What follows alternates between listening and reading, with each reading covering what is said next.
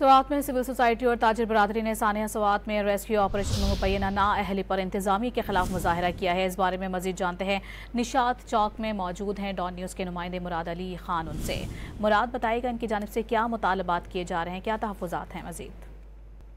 जी बिल्कुल, इस वक्त मैं ज़िला स्वात के शहर निशात चौक में मौजूद हूँ और यहाँ पर सिविल सोसाइटी और ताजिर बरादरी की जानिब से एहतजाजी मुजाहिरा इस वक्त जारी है।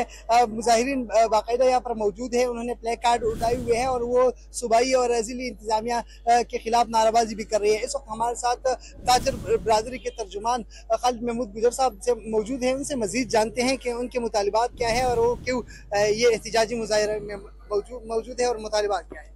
आज का एहतजाज हमारा इस मकसद के लिए है कि किसी भी सतह पर ये नहीं देखा है कि दरियाओं को बेचता है, न किसी से पूछता है, न जिला इंतजामिया किसी से पूछता है। इस दरियाओं में क्रश माफिया भी बराबर के शरीक है। इन लोगों ने हमारे दरियाओं से कंटरात बनाया गया है।